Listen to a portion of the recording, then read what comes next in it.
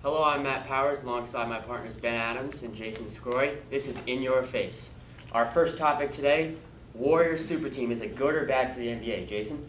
Well, I think that it's actually good for the NBA because it gives the viewers at home a reason to watch.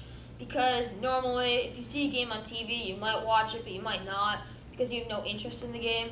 But the Warriors Super Team gives a villain team to root against. So I think it'll give a greater interest to the fans in the sense that they can root against the Warriors.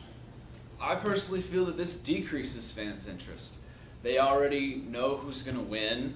It's clear to everyone. People are already hopping on the bandwagon, and we're not even in the preseason yet.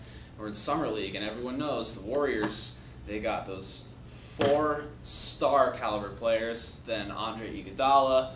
They have the cast. They have the players. I think that it's too easy to tell who's going to win it all this year. It makes it not interesting. I mean, yeah, at the same time, though, it seemed like they were easily going to win it all last year, and that never happened. So I think.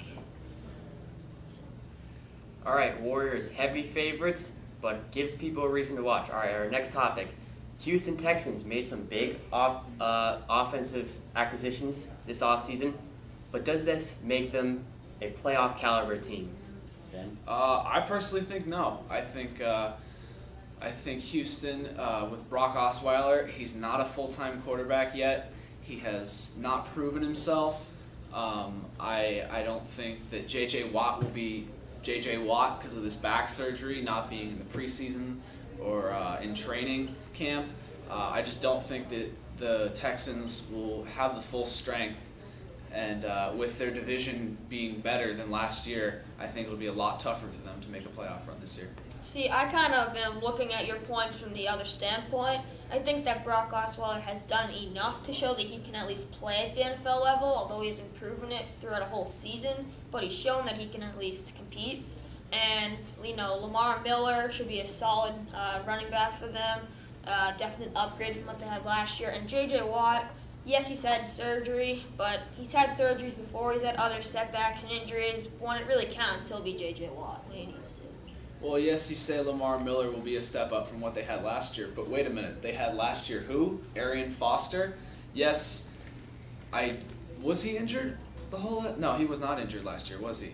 He was for a little while. He was for a little while, and he was never able to be himself last year. And once it got to the playoffs and all of that, they didn't even have him really. So. Well, I guess we'll have to wait to watch Miami a couple games to see how he does this year.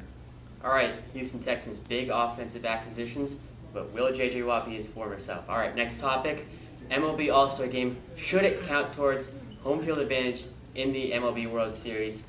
Jason, why don't you start?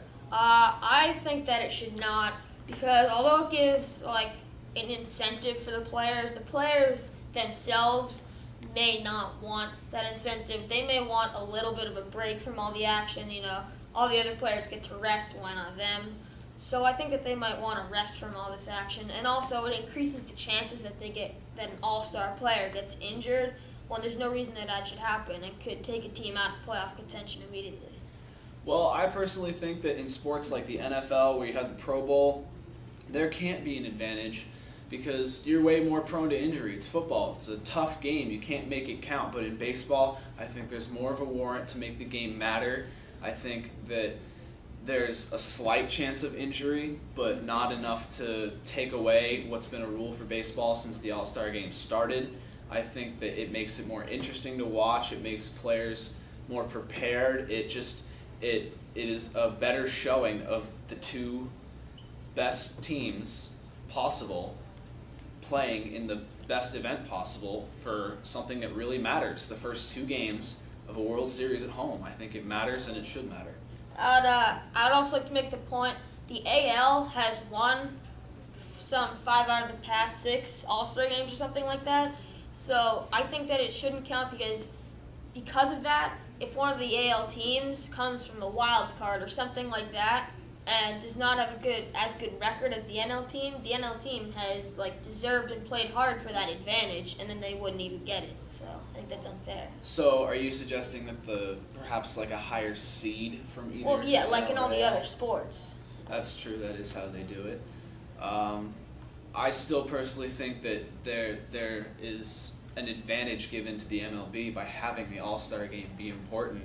It gets more attention than perhaps the All-Star games of basketball, hockey, football.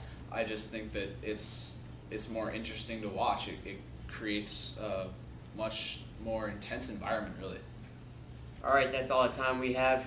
Thank you for watching In Your Face. For Matt Powers alongside my partners Ben Adams and Jason Core, we're signing off.